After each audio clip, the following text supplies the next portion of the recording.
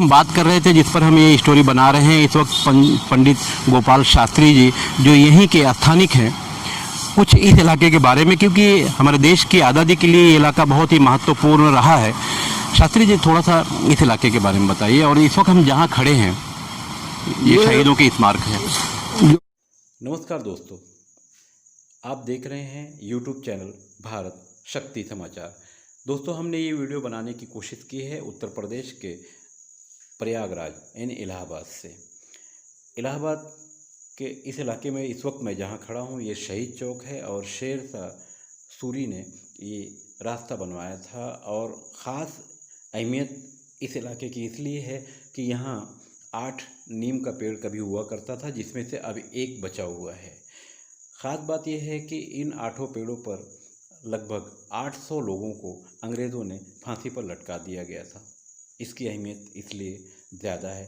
1857 के दौर की ये कहानी है।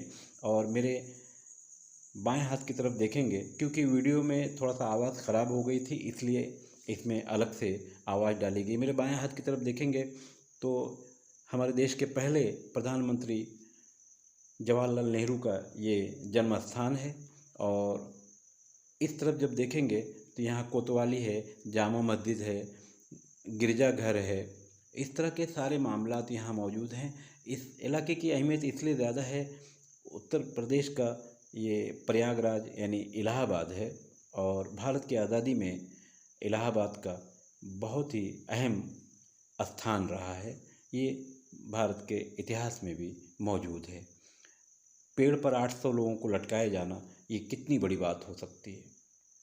बहरहाल, हम लोग आज के दौर में बड़ी आसानी से कहते हैं कि भारत आज़ाद है, हम आज़ाद हैं, मगर ये आज़ादी कितनी महंगी है, इस पर ध्यान भी देना ज़रूरी है। अगर आप हमारे नए दर्शक हैं तो प्लीज़ यूट्यूब पर जाकर भारत शक्ति समाचार सब्सक्राइब करें, लाइक करें, प्लीज़ हमारे चैनल के लिए शेयर करें। धन्यवाद।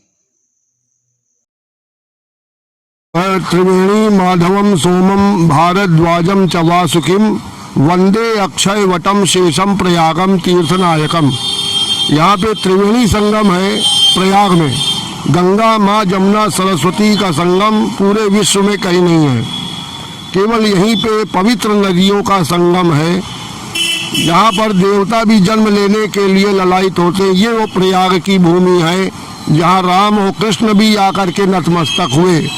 यहाँ पे वो प्रसिद्ध अक्षय वट है जिसके वृक्ष के पत्ते पे, बरगद के पत्ते पे भगवान नारायण बाल स्वरूप में क्रीड़ा करते हैं। और माँ गंगा, जमुना, सरस्वती यहाँ पे खेल रही हैं, क्योंकि संगम कभी एक जगह स्थिर नहीं रहा। मैं पंडित गोपाल शास्त्री आपको बताना चाहता हूँ, भरद्वाज मुनि का आश्रम के पास से गंगा जी बहती थी सतयुग में। थोड़ा सा इस जगह के नाम। आपका चौक कहलाता है। शेरशाह सूरी का बनाया हुआ ये सड़क है, इसको ग्रैंड ट्रंक रोड कहते हैं। और ये शहीद स्थल पे आप खड़े हैं, जो 1857 में बहादुर शाह जफर के समय में जो आंदोलन चला था, देश को बचाने के लिए, देश की अस्मिता को बचाने के लिए, आखिरी मुगल बादशाह बहादुर शाह जफर का बनाया हुआ ये बरामदा है। सामने आप देखिए, इस पे गुम्बद बना हुआ है और लाल किले में देखिए वही गुम्बद बना है। ये ऐतिहासिक स्थल है। इसी से दूर पे आपके खुलदाबाद है, खुसरू बाग है। इसी जीटी रोड पे जामा मस्जिद है, वो आपके सामने कोतवाली के सामने है। और नेहरू जी जो भारत के पहले प्रधानमंत्री थे, उनका जन्म स्थान जवाहर स्क्वायर है और लोकनाथ चौराहे से होते हुए आता है। ये मोतीलाल नेहरू, पंडित मोतीलाल नेहरू कश्मीरी ब्राह्मण के सुपुत्र थे। विजय लक्ष्मी पंडित उनकी बहन का नाम था और वो बड़े कर्मठ थे। देश की आज़ादी के लिए वो जेल गए, सेंट्रल जेल नैनी में गए। वहाँ पे दरवाजे पे आज भी लिखा हुआ है नेहरू द्वार। उन्हीं की लड़की थी, इसका नाम इंदू था, इंदिरा गांधी, जो देश की प्रधानमंत्री बनी। उनके बाद उनके ही सुपुत्र आपके राजीव गांधी बने।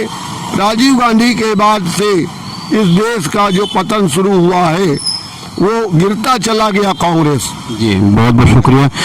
कहीं ना कहीं देश की राजनीति से इस वक्त मैं जहाँ खड़ा हूँ, करीब 50 मीटर की दूरी पर मेरे चारों तरफ, क्योंकि शहीदों का ये स्मारक भी है और जवाहरलाल नेहरू जी का जन्म स्थान भी है, कोतवाली भी है। इस तरह के बहुत ही महत्व चर्च भी है और ऐतिहासिक चर्च भी है, बहादुर शाह सफर की बनाई हुई इमारतें भी हैं। बहुत कुछ इसी जगह जहां मैं खड़ा हूं 50 मीटर की दूरी पर मौजूद है। गुरु का है, घंटा घर चौक है। वो तो